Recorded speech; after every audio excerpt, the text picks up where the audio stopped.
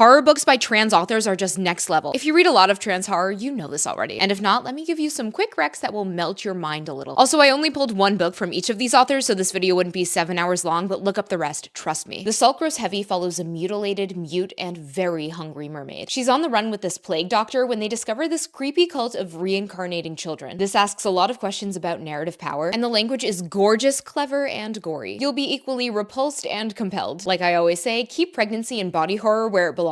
In You Weren't Meant to Be Human, we're following a trans and autistic man serving an alien bug hive. He believes he's finally found his shot at freedom, but then he finds out he's pregnant. And the swarm forces him to carry the baby to term, which starts to unravel him from the inside out. It's a visceral, animalistic, intrusive thought fleshed into a brilliant book. It's about naming your desires, baring your teeth back at a world that keeps shoving you away, and all the ways we transform. Unwieldy Creatures is a Frankenstein retelling. It follows this queer Indonesian scientist who creates a non-binary child without a sperm or an egg. It explores agency over your own body and how that can be taken away from you based on a trans identity, and also how children in general can be treated like objects instead of humans. Herculine teaches us to never reconnect with your toxic ex, especially if she's running an all-trans girl commune in the Indiana woods, and double especially if you're being chased by demons, both metaphorical and literal. This is a story about healing from trauma, religious and otherwise, and the political expectations of perfection that surround trans people in the US, and it's messy and hungry and chaotic. Sorrowland follows a pregnant teenager on the run from her abusive husband who runs the religious compound where she was raised. She gives birth to twins in the woods, but she doesn't realize she's been infected. Her body starts to shift and change as she heads towards her own rebirth. The body horror here is chilling and a bit surreal. The writing is lyrical and haunting and just sticks in your brain. This is a reflection on US history and its constant abuse of Black bodies.